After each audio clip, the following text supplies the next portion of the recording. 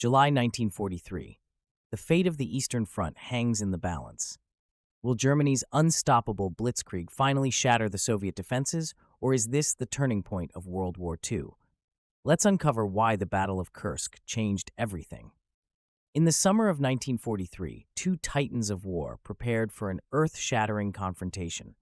On one side stood Germany, their tanks and soldiers emboldened by a series of devastating victories that brought them to the doorstep of Soviet territory. On the other, the Soviet Union, battered and bruised but not broken, had fortified their lines for one final stand. This was not a skirmish, it was an existential fight, a test of endurance and strategy that would echo for decades to come. But beneath the meticulously laid plans and the rumble of advancing tanks, something far deeper was at stake. This was more than a battle for land. It was a battle for momentum, for psychological supremacy, for the survival of ideologies.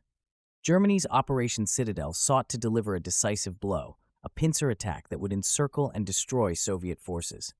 Yet the Soviets, aware of Germany's every move, had laid a trap of unparalleled complexity. This wasn't simply a clash of armies. It was a chess game, with human lives as pawns and the outcome of the war hanging in the balance. And then it began. At dawn on July 5th, the fields around Kursk erupted into chaos. The largest tank battle in history unfolded in waves of fire and steel, each side committing everything they had. Over 6,000 tanks, 2 million soldiers, and thousands of aircraft clashed in a symphony of destruction that raged for weeks. But as the battle wore on, cracks began to form in the German advance. For the first time, their Blitzkrieg was met not with panic, but with unrelenting resistance.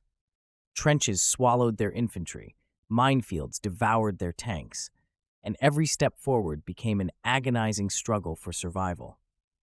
As the days dragged on, Germany's confidence gave way to desperation. Their resources stretched thin, their soldiers exhausted, their tanks breaking down in the unforgiving Russian summer. Meanwhile, the Soviet Union unleashed its reserves, a tide of fresh troops and reinforcements that surged across the battlefield. What had once seemed unstoppable now faltered, mired in the mud and chaos of a battlefield turned graveyard for ambition. By August 23rd, it was over. The German retreat signaled not just the end of the Battle of Kursk, but the beginning of the end for Hitler's war machine. From this moment on, the tide would shift irrevocably in favor of the Allies. The Eastern Front became a relentless push westward, and Kursk would stand as the place where Germany's dreams of conquest were shattered. It was the summer of 1943, and the war had reached a critical juncture. The once dominant German war machine, whose lightning-fast tactics had swept through Europe with devastating precision, was beginning to falter. The Eastern Front, once a symbol of Nazi invincibility, had turned into a brutal quagmire after the catastrophic defeat at Stalingrad. For Hitler and his generals, regaining the initiative was no longer just a strategic objective, it was a matter of survival. For the Soviets, the stakes were equally high. Years of unimaginable suffering had hardened their resolve. Entire towns had been reduced to ash, millions of lives lost, yet the Red Army stood firm. Stalin's forces were no longer the unprepared masses that had buckled under the initial German invasion. By 1943, they had transformed into a formidable military machine, battle-hardened and determined to end the war on their terms. And so, the Soviet leadership knew that Germany would strike again, this time at Kursk, a bulge in the front lines that both sides saw as the key to the entire Eastern campaign. Germany's plan, codenamed Operation Citadel, was audacious. Hitler believed that a well-executed pincer attack at Kursk would crush the Soviet defenses, cut off their troops, and restore Germany's dominance. But the Soviets knew what was coming. Thanks to intercepted communications and months of careful observation, they had prepared a defense that was nothing short of monumental. Over 3,000 kilometers of trenches, minefields stretching across open plains, and an intricate network of artillery and anti-tank emplacements awaited the Germans. What the Nazis thought would be a swift victory was about to become their worst nightmare. But wars are not fought solely by generals or planned on maps. They are fought by ordinary men, each with their own stories, their own fears, and their own sacrifices. To truly understand the Battle of Kursk, We must step into their boots and see the conflict through their eyes. Meet Hans Müller, a 21-year-old German tank commander, fresh from training and eager to prove himself on the battlefield. For Hans, Kursk was meant to be his moment of glory, a test of his mettle, and a chance to fulfill the promises of a victorious Reich. Now meet Ivan Petrov, a Soviet tank crew member barely older than Hans. At 22 years old, Ivan had already seen more death than most men endure in a lifetime. His village had been burned to the ground, his father executed, and his younger brother conscripted into the Red Army. For Ivan, this war wasn't about ideology or glory, it was about survival. As the days grew shorter and the battle loomed, Ivan's only thought was to do whatever it took to keep his crew alive and his enemies at bay. Two young men on opposite sides of history, two lives that would soon collide in the unforgiving cauldron of Kursk. They had no way of knowing it, but their fates were intertwined with the fate of the war itself. Over the next several weeks, the fields of Kursk would become the backdrop for an epic confrontation of fire and steel, the likes of which the world had never seen and may never see again. But as the storm approached, one question remained unanswered. How did the German Blitzkrieg, once the terror of Europe, falter so completely in the fields of Kursk? In the early days of World War II, Germany's Blitzkrieg, or lightning war, proved an unstoppable force. The strategy was simple but devastating: swift, overwhelming attacks designed to leave enemies disoriented, scattered, and unable to mount an effective defense. It had been successful time and again, from the invasion of Poland in 1939 to the rapid defeat of France in 1940. Tanks, infantry, and air support moved together in a seamless, almost mechanical coordination. Blitzkrieg became a force feared across Europe. Germany's rapid success made them believe victory was within reach, but as the war dragged on, cracks began to appear. Yet, despite the brilliance of this strategy, Germany's momentum slowed when they met the vast, unyielding Soviet defenses. After the initial invasion of the Soviet Union in 1941, the Germans found themselves bogged down in a brutal war of attrition that stretched from one frozen wasteland to the next. And despite the loss at Stalingrad, Hitler remained convinced that victory was still possible. His obsession with Kursk, the next key point on the Eastern Front, grew with each passing day. He believed Operation Citadel, an offensive meant to crush the Soviet bulge at Kursk, would break the Soviet defense and turn the tide of the war in his favor. However, even within the German high command, the plan faced skepticism. Some generals, like Field Marshal Erich von Manstein and General Heinz Guderian, who had spearheaded the early Blitzkrieg tactics, questioned the feasibility of the operation. They warned of the overextension of German forces and the Soviet strength in the region. But Hitler, with his unyielding belief in his vision, refused to be deterred. The battle for Kursk was more than a military campaign. It was a matter of pride, and to Hitler, surrendering even the slightest ground was unacceptable. Manstein, a brilliant tactician, understood the gravity of the situation. He had seen firsthand how the Russians had adapted, learning quickly from their losses and becoming a more formidable adversary. Guderian, the father of the Panzer, had always believed in speed and precision. Yet even he saw the limits of the Blitzkrieg approach in the face of overwhelming defensive power. Despite their reservations, the operation moved forward, fueled by Hitler's relentless desire to retake the initiative. On the other side of the front lines, the Soviets had learned from their previous mistakes. They were no longer the disorganized force that had been crushed under the German onslaught at the start of the war. They had adapted, evolved, and now they were ready. In the winter of 1942, Stalin ordered the construction of an elaborate defensive line around Kursk, one so deeply layered that it would take more than a series of fast tank assaults to break through. Marshal Georgy Zhukov, the architect of many Soviet victories, took charge of the defense. His experience in Stalingrad had forged him into a leader whose tactics combined patience with overwhelming counterattacks. Together with General Ivan Konev, they meticulously planned a defense that would not only slow the German advance, but also allow for a devastating counteroffensive once the Germans were entrenched. The Soviets knew that information was key, and their intelligence network had already begun to bear fruit. Through the efforts of Operation Monastery, a highly secretive intelligence operation, the Soviets had cracked German codes and intercepted communications detailing the German attack plans. They knew exactly when and where the Germans would strike. It was a pivotal moment, a moment where intelligence, timing, and the Soviet resolve could shift the course of the war. Yet even with all of this advantage, no one could truly predict the scale of what was about to unfold. Despite the meticulous planning on both sides, no one could fathom the catastrophic scale of the clash that was about to unfold. The ground would be torn apart by the roar of engines and the thunder of artillery, and the cost of failure would be measured in human lives. For both the Germans and Soviets, the Battle of Kursk would become a brutal proving ground where each side would push its forces to the brink, willing to sacrifice everything for the hope of victory. The Battle of Kursk wasn't just a clash of armies, it was the culmination of years of preparation, both seen and unseen.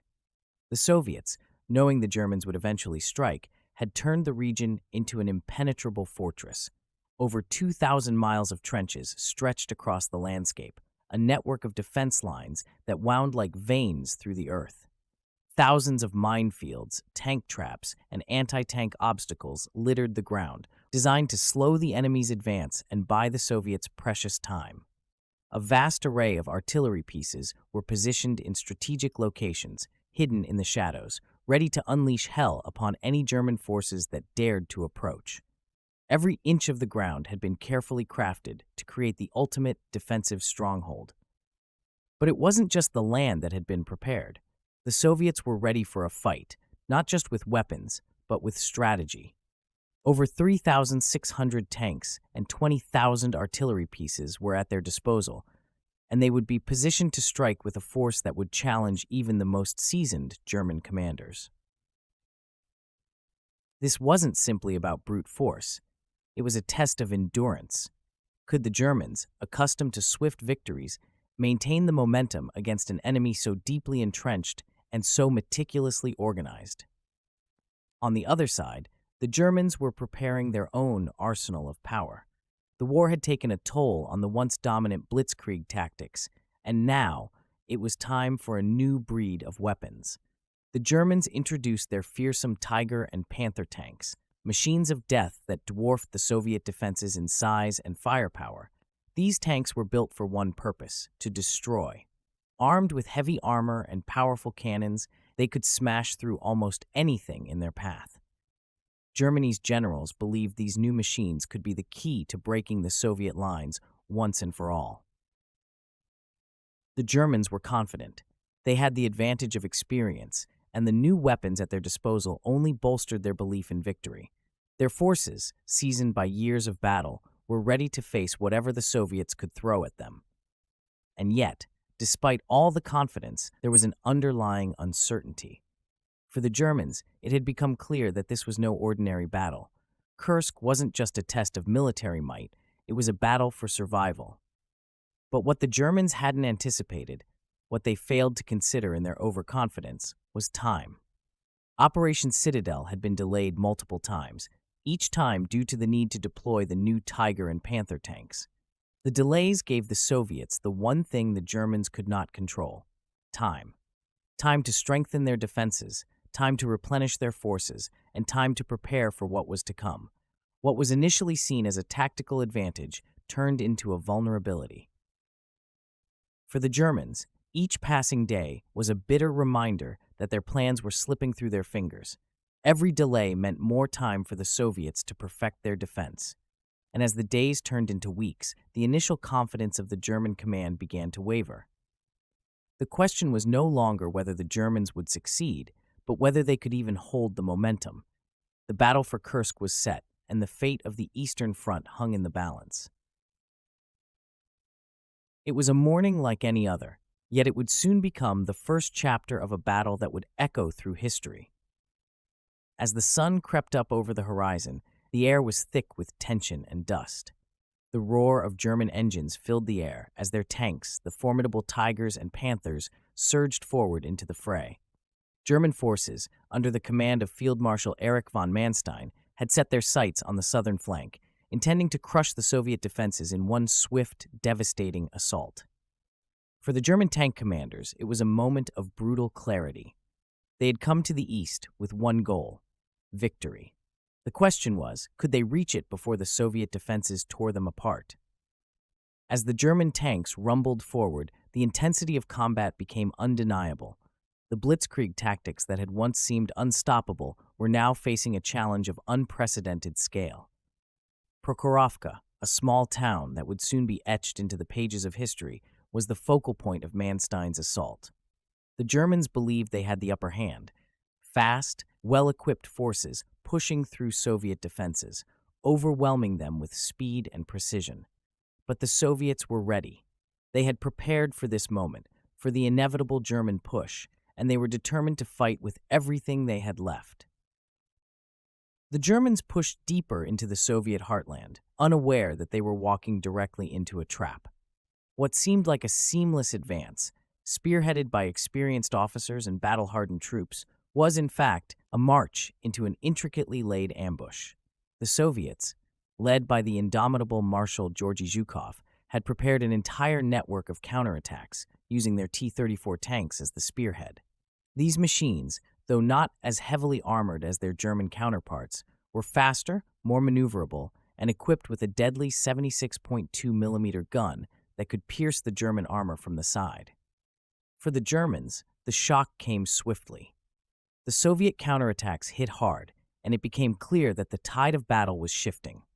The once confident German forces now found themselves facing the brutal reality of warfare on the Eastern Front.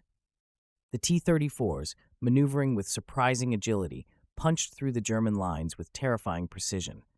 The sound of metal on metal echoed across the battlefield as the two armored forces collided in a cacophony of violence.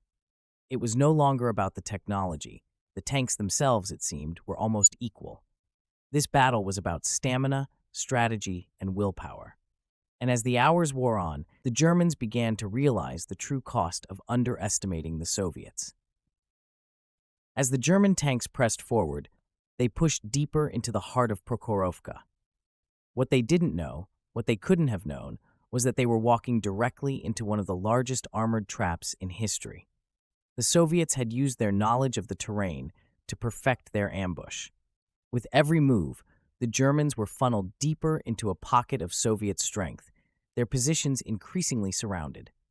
The Tigers and Panthers, so powerful on their own, now found themselves outnumbered and encircled, their massive size working against them as the Soviets tightened the noose. It was a moment that would determine the fate of both sides. As the southern front roared with chaos and bloodshed, the northern flank of Kursk offered a different kind of story, one of quiet resilience, of enduring hardship under a grueling pressure.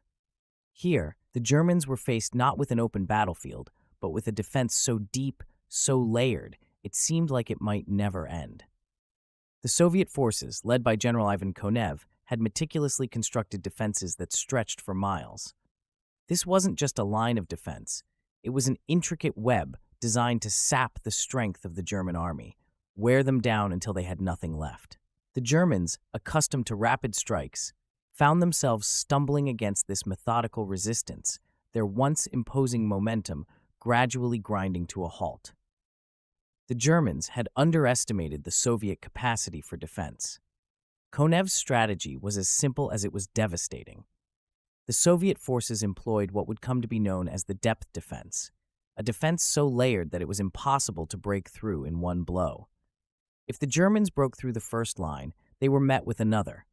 And if they breached that, more Soviet troops, artillery, and tanks were waiting, ready to strike from behind, forcing the Germans to expend their energy just to stay on the offensive. Every inch of progress was costly. For the Germans, it was as if the ground itself was fighting back. But it wasn't just the strategy that was turning the tide. It was the sacrifices made by individuals on the front lines. Among the defenders was a Soviet soldier, a man who would forever remain nameless in the annals of history, yet whose story encapsulates the very essence of this defense. As the German advance closed in on his position, the soldier, knowing his position was doomed, made a choice to give everything. With a grenade in hand and a fire in his heart, he made a final, desperate charge toward a German Tiger tank, the most formidable machine the Germans had to offer. With a single, selfless act, he destroyed it, his life extinguished along with the tank. It was this kind of courage that defined the Soviet defense at Kursk. But the true weight of this battle lay not just in individual heroism, but in the cumulative effect of Soviet resistance. For every tank destroyed, for every line held, the German forces began to feel the crushing toll. Logistics, the lifeblood of any army, became a severe hindrance. The Germans, already stretched thin across multiple fronts, found themselves unable to maintain the supply lines that were essential to their war machine. Fuel shortages, delayed reinforcements, and poor coordination between different German units only worsened their position. As the days passed, it became increasingly clear. The Germans were not just fighting the Soviets. They were fighting against the limits of their own strength. As the German forces faltered under the weight of their own logistical failures and the unyielding Soviet resistance, it became clear that Konev's defense had achieved what many thought impossible. The Germans, once confident in their ability to crush the Soviets with superior force, now found themselves bogged down, unable to break through the northern defenses. The turning point had arrived. With each passing hour, the Germans were forced to acknowledge the grim truth. Their momentum, once unstoppable, had ground to a halt, and as they faced the relentless pressure of Soviet counterattacks, the battle for Kursk would never be the same. In the dust-choked fields of Prokhorovka, the earth itself trembled as the largest tank battle in history unfolded. More than 1,000 tanks, steel behemoths, each capable of delivering devastation, clashed in an apocalyptic display of fire and fury. It was a battle that had been building for weeks, with each side confident in its own superiority, each believing that the final clash would decide the fate of Kursk. But what awaited them in the fields of Prokhorovka was something no one had truly prepared for.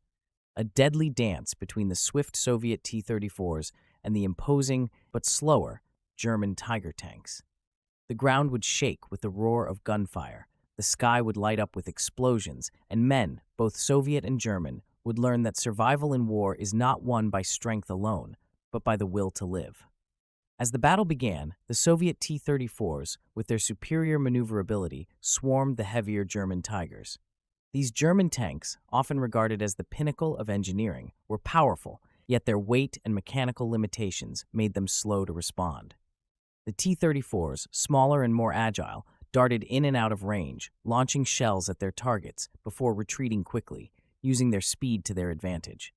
It was a classic David versus Goliath scenario, except here, both sides were determined to win, and both sides had something to prove.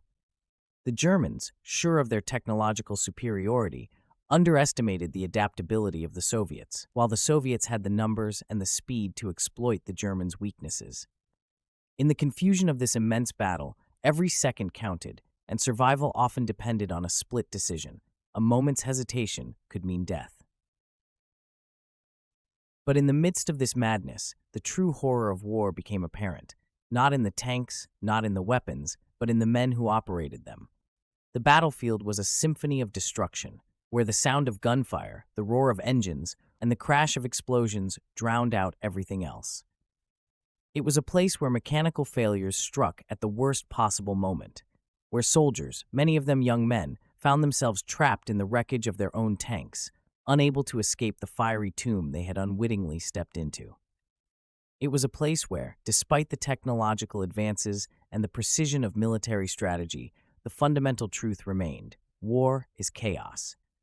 It is an unpredictable force, and it cares not for the plans of those who are caught in its grip. Amidst the chaos, there were moments of bravery that defied belief. Soldiers, knowing the odds were stacked against them, still pressed forward. Some, in their final moments, launched suicidal charges against the enemy, determined to take down just one more tank, just one more enemy before the end. In the midst of this madness, it was clear, for the men who fought on the fields of Prokhorovka, it wasn't about ideology, it wasn't about political beliefs. It was about survival. It was about the will to endure in the face of unimaginable violence, in the knowledge that the only thing that mattered in that moment was staying alive. As the battle raged on, it became clear that neither side would give up easily. The conflict had devolved into a brutal contest of attrition, where the strongest would not necessarily win, but the one with the greatest will to survive would. Tanks were reduced to nothing more than scrap metal, infantry fought in close combat with rifles and bayonets, and the battlefield was a horrifying tableau of destruction. But through it all, there was one undeniable fact. The Germans, despite their overwhelming technological advantage, were losing ground. The Soviet defense had held, and the tide of the battle had begun to turn. It wasn't just the tanks that were breaking. It was the spirit of the German forces, which, despite their best efforts, could no longer match the relentless push of the Soviets. In the wake of the Battle of Kursk, the battlefield was a haunting testament to the high cost of war. The corpses of tanks, both Soviet and German, littered the terrain, their twisted remains slowly succumbing to the elements. But beyond the physical wreckage, there was something more profound. The Battle of Kursk had exposed a critical flaw in the German military machine, a flaw that would reverberate across the entire course of the war. For all the advanced technology, for all the calculated strategy, the Germans had failed to adapt. They had relied too heavily on their technological might, on tanks like the Tiger and Panther, on weapons they believed would define the war. But what they didn't account for was the terrain, the unrelenting expanse of the Russian steppes, and the resilience of the Soviet forces. These tanks, for all their power, struggled in the harsh conditions. They were slow, vulnerable to mechanical failure, and unable to navigate the landscape effectively. The German Blitzkrieg, once feared across Europe, had come to a halt here, at Kursk. But perhaps the greatest casualty of this battle was not the tanks, the soldiers, or the equipment. It was the German strategy itself. The Blitzkrieg, the lightning-fast, overwhelming attack that had propelled the Germans through Europe like a tidal wave, had finally met its match. The Germans had failed to account for the Soviet strategic depth, the way the Russians were able to move resources and troops across vast distances. The Germans had underestimated the Soviets' ability to adapt to their own tactics, and that would prove to be their undoing. The German forces, stretched thin by overextended supply lines and dwindling resources, had become increasingly vulnerable. They had burned through their reserves, used up their manpower, and exhausted their equipment. And now, with Kursk, they had lost the initiative. And as the Germans faltered, something unexpected happened. The Soviet response was swift, decisive, and unrelenting. The loss of Kursk had not broken the Soviets. It had only strengthened them. The Germans had hoped that this battle would be the turning point, the decisive victory that would solidify their control over the Eastern Front. Instead, they had opened the door for a Soviet counteroffensive that would not stop until it reached the heart of Germany itself.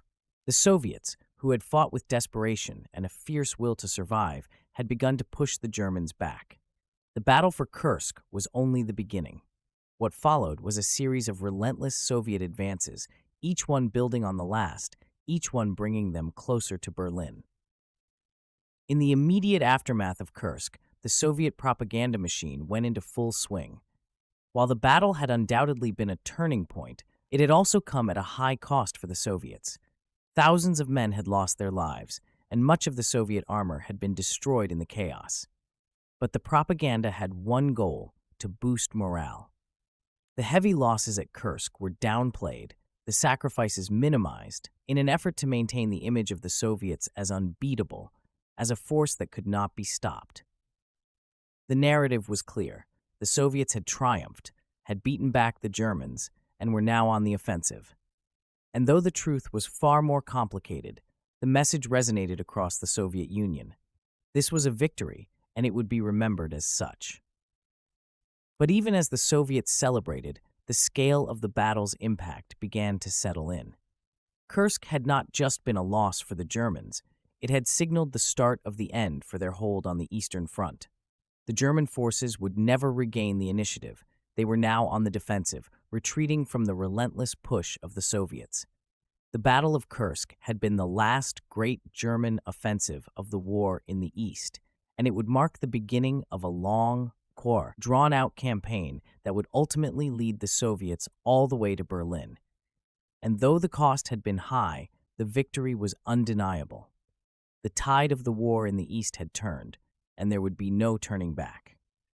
The Battle of Kursk stands as one of the defining moments of World War II, not only because of its scale and devastation, but because of what it revealed about the very nature of war.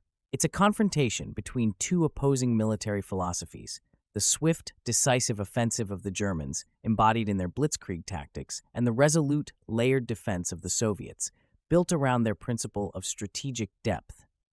On paper, the Germans had the advantage. They had the tanks, the artillery, the firepower. Their Blitzkrieg had once stunned Europe with its speed, overwhelming opponents before they had a chance to react. But at Kursk, something went wrong, something critical in their calculation: the terrain, the weather, the overstretched supply lines. All these elements conspired against the German assault. But what really set the stage for failure was their arrogance, their belief that technology could compensate for the realities of war. In contrast, the Soviet depth defense was an intricate system of fortifications, not just on the surface but beneath it, designed to absorb the initial shock and then counterattack when the enemy had already overextended. The Soviets knew that their primary advantage was in endurance. They couldn't match the Germans blow for blow, but they could outlast them. As the Germans pushed deeper into the Soviet heartland, they became increasingly vulnerable, logistically strained, trapped by their own aggressive tactics. The Soviets had learned this painful lesson in the earlier stages of the war. They understood that, sometimes, victory didn't lie in a swift offensive, but in grinding down the enemy over time, creating cracks in their armor. And at Kursk, this approach worked. The Germans found themselves not advancing, but sinking deeper into the very depths of their own overconfidence. When we look at the broader historical significance of the Battle of Kursk, it's clear that this battle marked the decline of German dominance on the Eastern Front. Up until Kursk, the Germans had held the initiative, consistently pushing forward, their mechanized forces dictating the terms of the war. But Kursk shattered that illusion. The Germans no longer had the momentum. They were on the defensive for the first time in the war.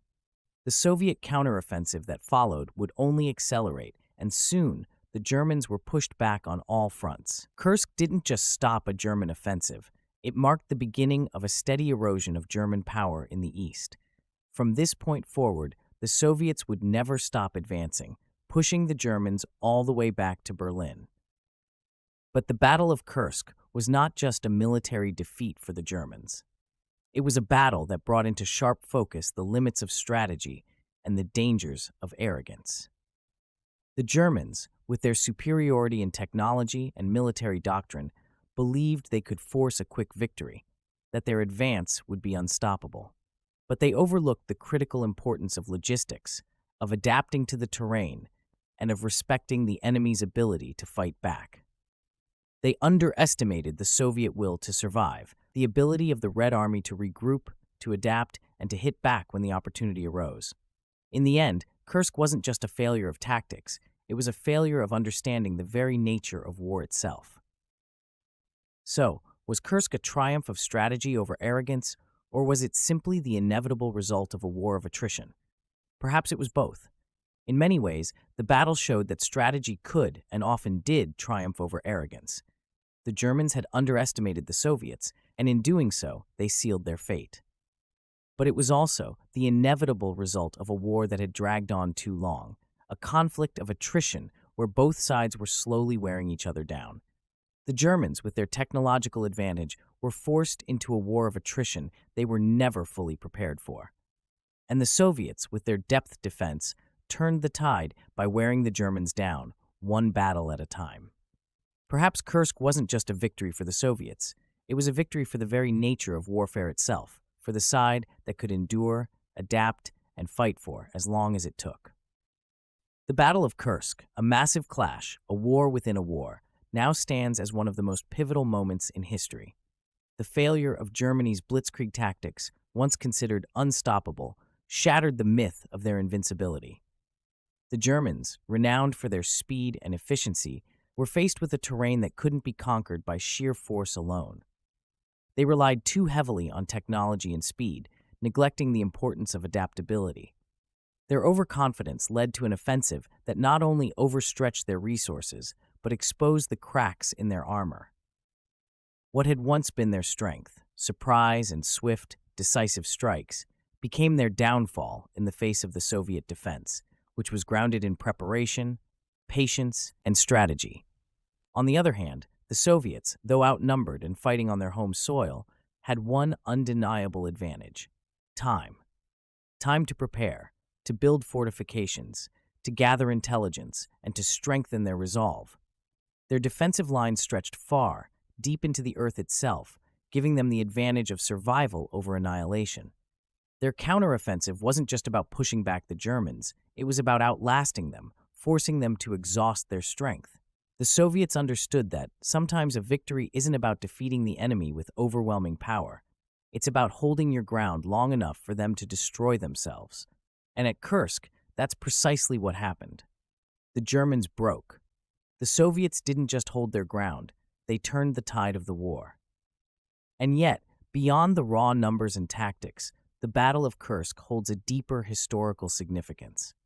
It wasn't just another battle in a war full of them. It was the turning point, the moment when the Germans lost their momentum and the Soviets, once pushed to the brink of annihilation, seized the initiative. This battle marked the beginning of the end for German dominance in the East. From this point forward, the Red Army would never stop advancing, driving the Germans back until they reached the very heart of Berlin. Kursk wasn't just a victory, it was the moment that reshaped the Eastern Front and set the stage for the collapse of Nazi Germany. But as we reflect on the lessons of Kursk, one question remains. What do you think was the single most important factor in the failure of the German Blitzkrieg at Kursk?